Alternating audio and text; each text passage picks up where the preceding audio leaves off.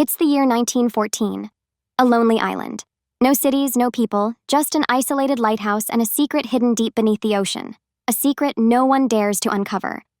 The story begins with a ship sailing through the South Atlantic Ocean, heading straight toward this mysterious island. On board is a weather officer, David. The government assigned him a 1-year mission to observe and report the weather conditions from that island.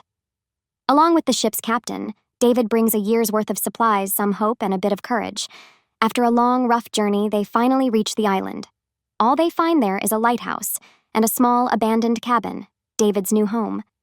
The previous weather officer's term was over. David was the replacement, but the moment he stepped inside the cabin, something felt off. Everything was scattered, as if a storm had torn through. No signs of human presence at all.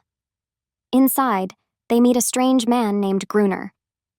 When asked about the previous officer, he simply says, "He's dead, maybe some illness." When David asks about the body, Gruner shrugs. Maybe something killed him. The captain gives David a choice, stay or leave with them. But David needs the money. If he completes the year, he'll get a good reward. So he stays. The captain hands him a gun and sails away. David is now all alone. While cleaning the house, he finds a diary. It belonged to the previous officer. Inside are strange sketches of unknown creatures, cryptic notes, and a photo of his wife. That night, David reads the diary until he dozes off. Next morning, when he steps out to record weather data, he spots a weird arrangement of stones near the shore. He suspects Gruner did it. But as days pass, David realizes something's definitely wrong.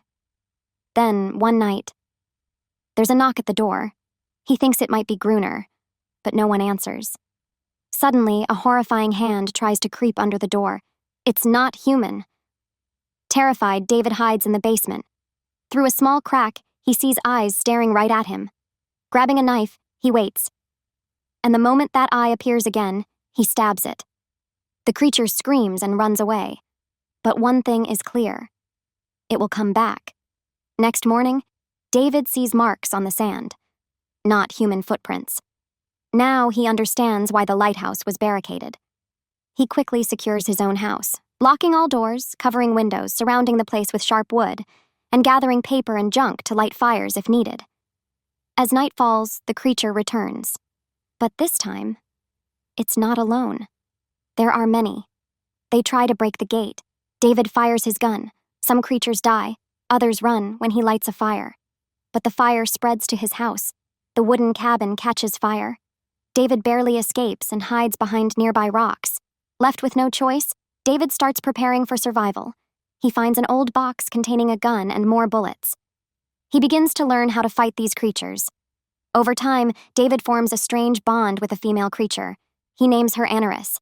He begins to understand. She's not just some beast. She's a living soul, capable of emotions and pain.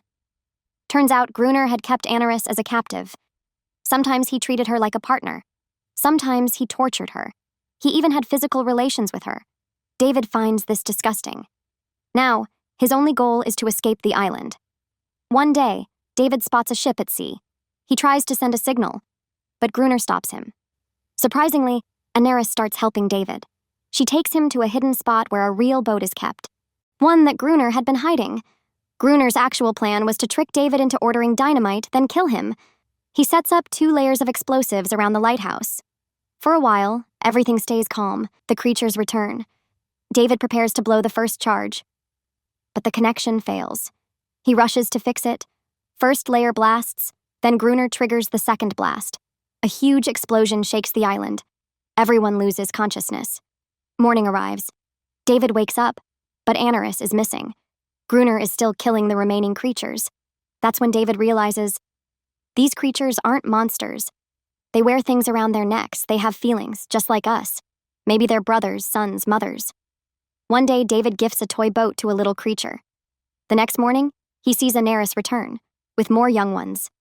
But this time, there's no attack. Anaris is now a mother, not a slave.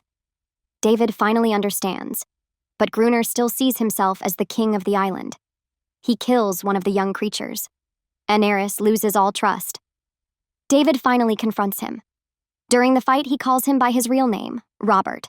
Gruner breaks down and surrenders himself to the creatures. David survives. A year later, a new officer arrives. But when he meets David, he assumes he is Gruner. David doesn't correct him. He's chosen to stay. This is home now. The ocean is calm, and for the first time, the island is free. If you liked this video, don't forget to like, share, and subscribe to Movie Minutes. We'll see you in the next thrilling story.